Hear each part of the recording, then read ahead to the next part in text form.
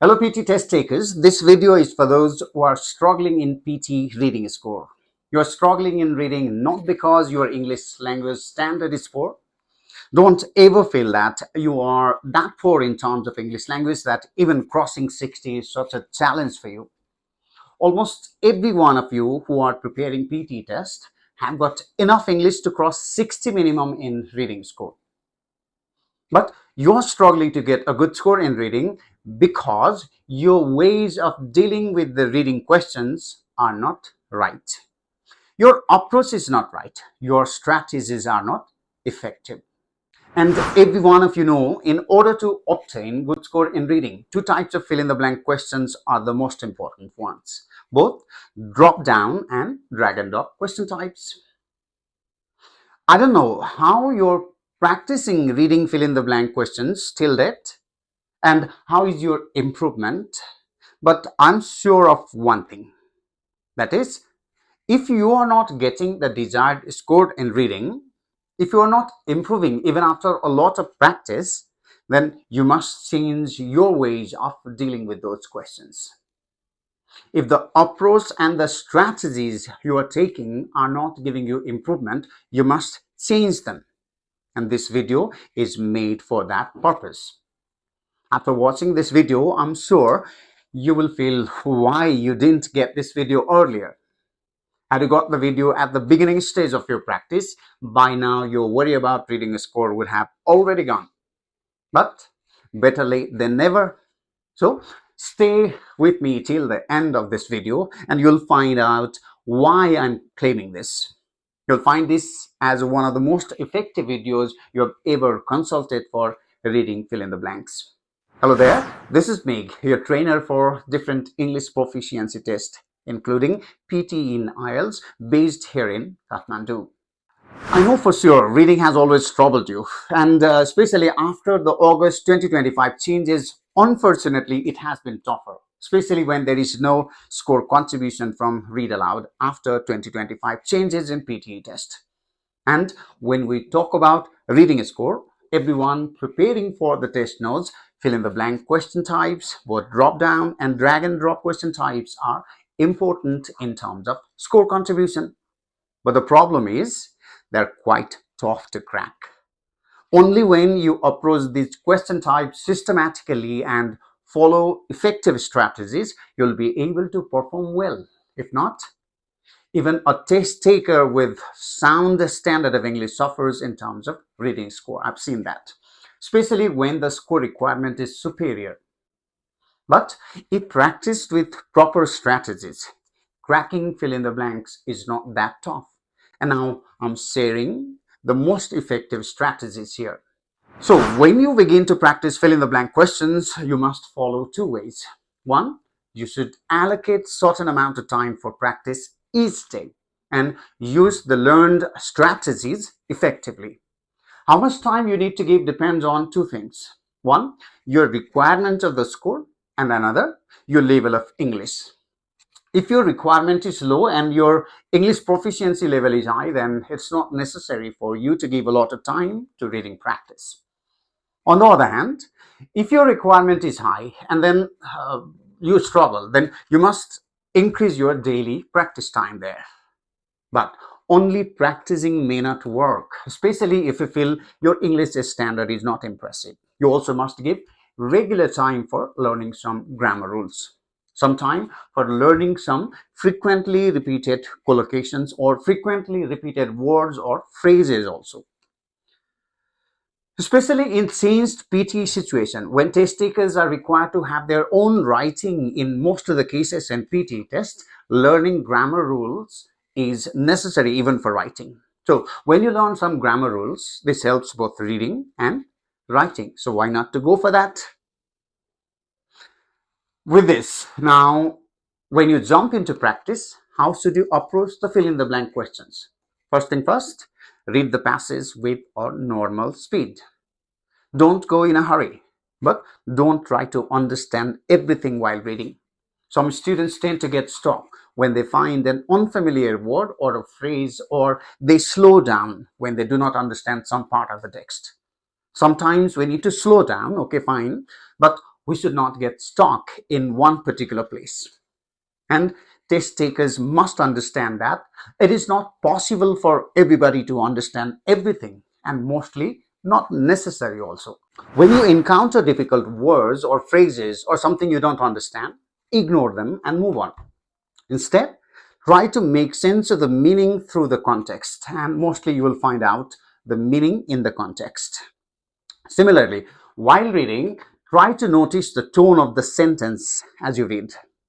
If the sentence has a positive tone or a negative tone or a neutral one, this will guide you towards the right answer, because mostly a sentence with a positive tone needs a positive word in the answer, and the sentence with a negative tone needs a negative answer. Similarly, next thing you must keep in mind is, while reading the text, also pay attention to the tense used in the sentence and the passage. If it is in the past tense or the present tense or the future tense, this also will guide you to the right answer.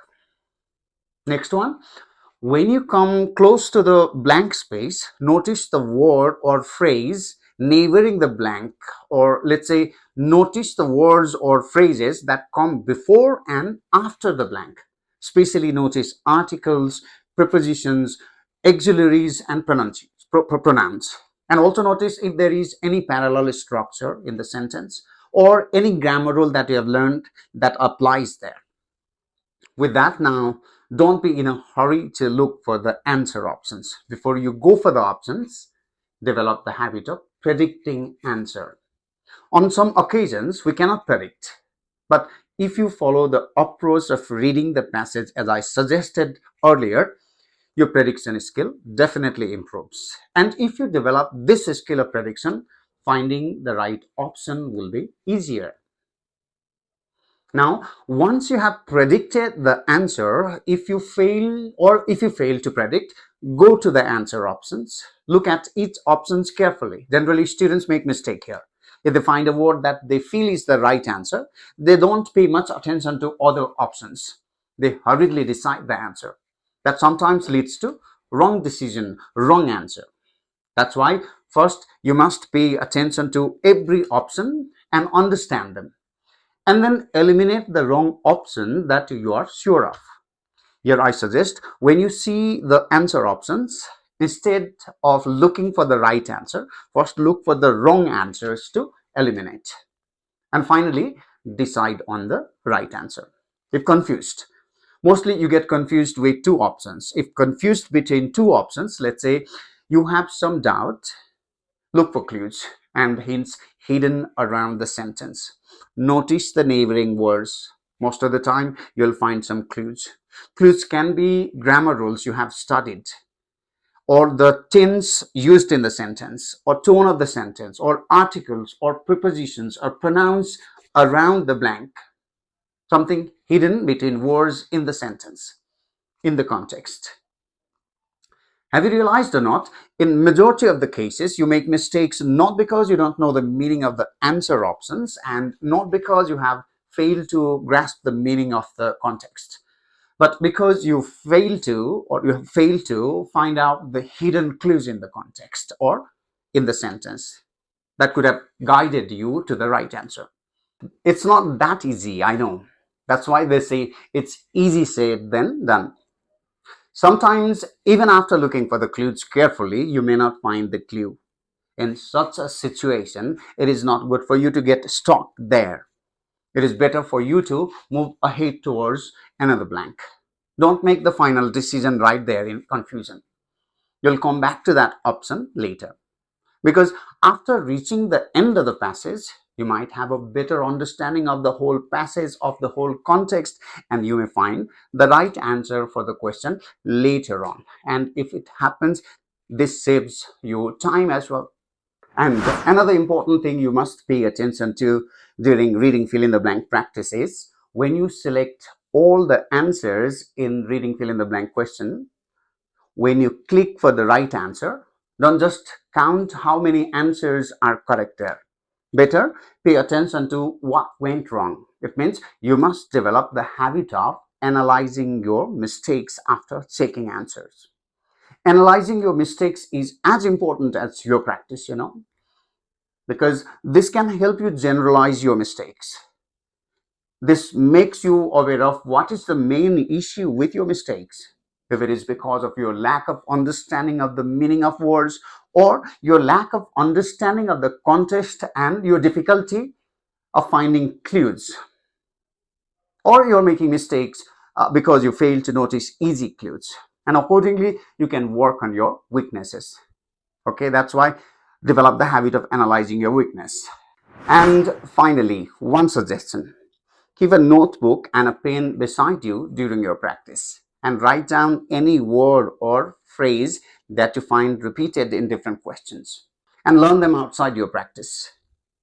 And last but not the least, follow above stages in every single question, and initially don't worry about time management. Your first focus should be on getting as many answers right as possible. Improvement in anything comes with practice with right approach, but certainly takes some time.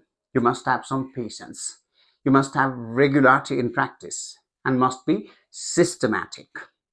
If you have stayed with me this far, I must have proven my claim I made at the beginning of the video. If you do feel that way, please like this video, share this video, and of course I'll come up with other videos too. So please subscribe my channel, Clover Education. And should I remind you for the bell icon? Of course not. Thank you very much.